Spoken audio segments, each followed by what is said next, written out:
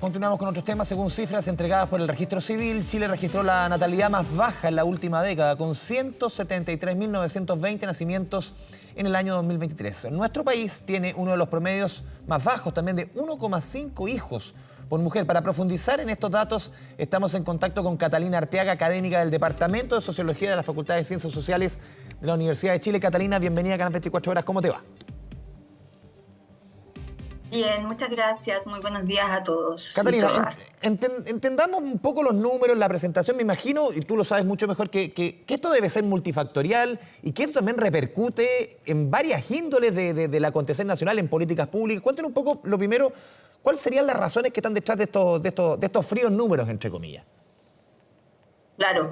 Bueno, hay muchas razones, como tú dices, como tú muy bien dices, y que tienen que ver con distintas cuestiones más globales quizás y más a nivel individual, ¿no? Desde las ciencias sociales, de la sociología, pensamos en los procesos más amplios.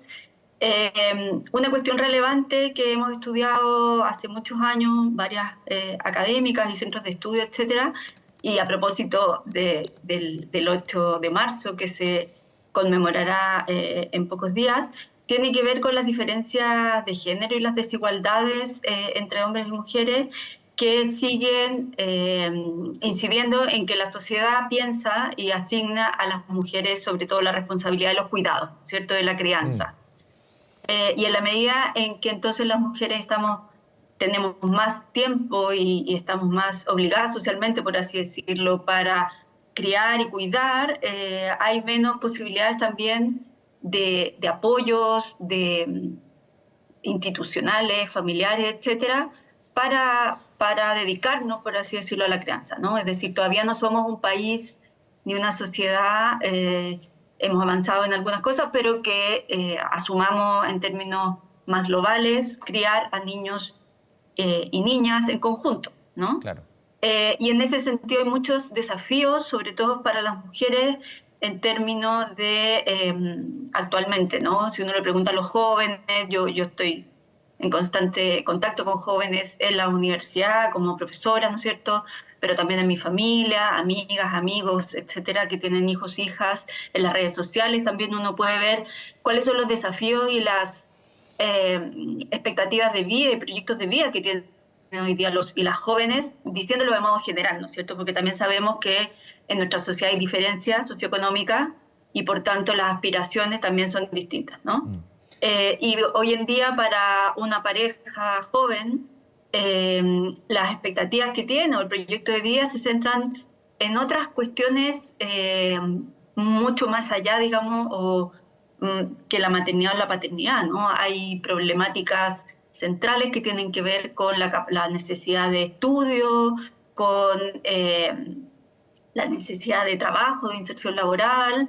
Y sabemos que estamos en un contexto mundial y como país, ¿no?, pero mundial, sobre todo de alta vulnerabilidad, ¿no es cierto?, de horizontes que no son del todo seguros para la estabilidad laboral, por ejemplo, y esas condiciones, tanto de trabajo, de ingresos, etcétera, son en general peores para el caso de las mujeres, ¿no? Sí, ¿cuánto incide también acá? Uno se imagina, en el caso de las mujeres, ya en nuestro país está instalada afortunadamente hace mucho tiempo, que hay un mejor manejo de educación respecto a la vida sexual de las mujeres, el tema de los anticonceptivos, del uso, no sé, de todo tipo de anticonceptivos. Hace 20, 30 años esta discusión en Chile, un Chile distinto, mucho más conservador, que estas discusiones no se tenían tanto y era mucho más difícil ponerlas arriba de la mesa y lograr este tipo de discusiones. Hoy día ya como que no son tema y uno ve también hay un manejo del tema anticonceptivo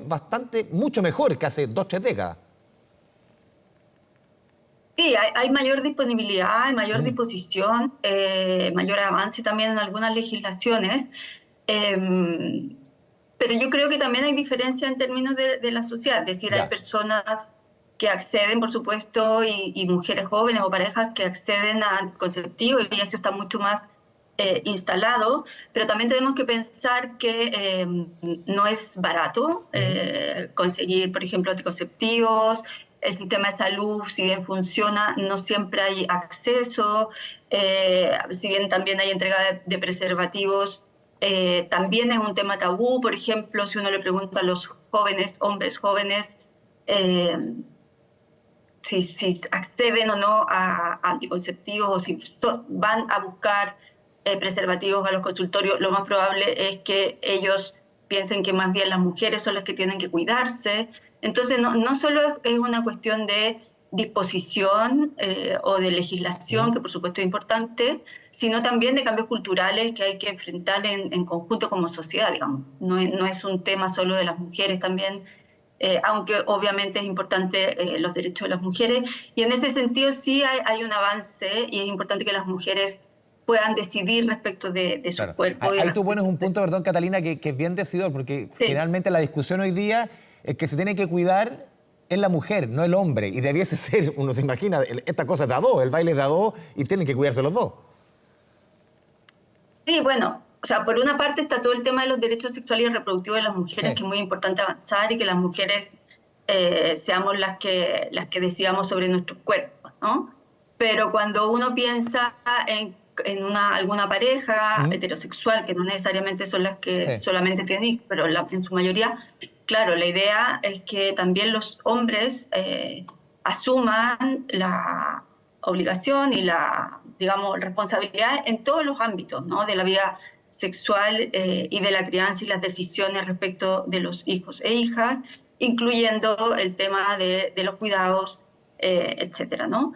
Y quizá otra cuestión, bueno, importante que quizá hay que recalcarla es el tema del costo de vida, ¿no? Y de cuando una pareja o una mujer o un hombre piensan, bueno, voy a tener hijo o voy a adoptar un hijo o hija, etcétera, ¿cuál es el costo de eso Claro. en O términos sea, económicos? Y todo lo decimos los padres, el kilo de guagua es caro, aunque suene, pero es caro. es muy caro, ¿no? Y hoy en día se priorizan otras cuestiones, ahorrar para estudiar, porque no solo el hijo o hija es caro, o sea, Claro. es caro la educación, ¿no es cierto? Estamos en una sociedad, es caro el arriendo, es caro la alimentación, bueno, a nivel mundial, posterior a la pandemia, ha aumentado el nivel, digamos, el costo de la vida.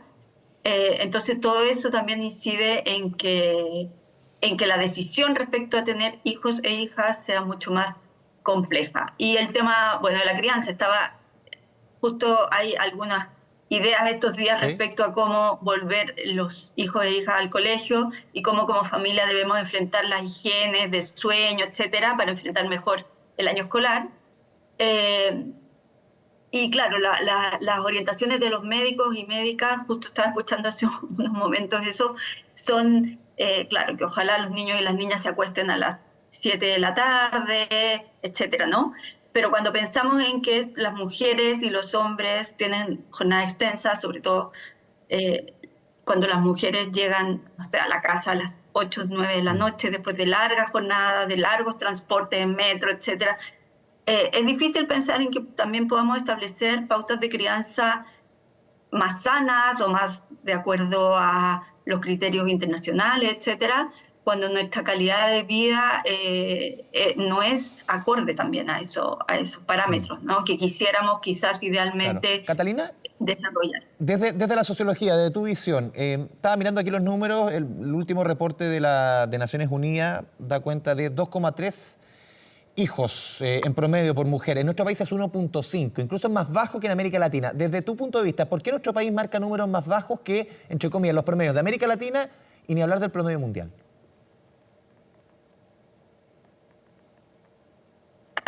Como te digo, hay muchos factores. Ya. Yo creo que hay que hacer Porque uno, estudios, claro, los factores más pueden ser a nivel global, que en muchos países y gran parte del planeta hay ciertos patrones, pero ¿por qué en Chile se dan números más bajos que el resto de los países? ¿Crees tú? Sí, yo creo que hay que hacer más investigaciones al respecto en términos más de subjetividad también, o en términos más de las razones, ¿no? De las mujeres. Los estudios que nosotros hemos hecho, que están centrados sobre todo en el tema de los cuidados, tienen que ver con estos factores. O sea, hay estas, digamos, datos más duros respecto a complejidad. El segundo factor por los cuales las mujeres dicen no ingresar al mercado de trabajo tiene que ver con cuidar a los niños y niñas.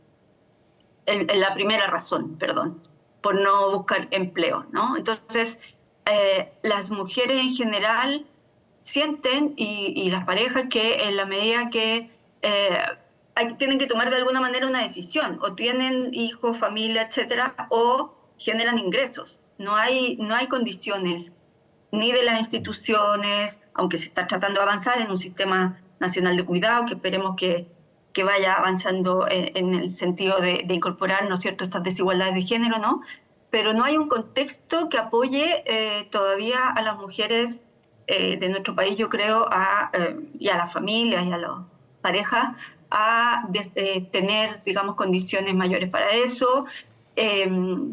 Y las mujeres están priorizando, creo yo, por sus carreras laborales, su educación, etcétera, en contexto de un neoliberalismo que es muy fuerte. Chile es un país que ha instalado un modelo neoliberal muy fuerte, y por tanto las condiciones para incorporarse al empleo, para generar ingresos, etcétera, son muy duras, y quizás más que en otros países de América Latina, ¿no? Sí.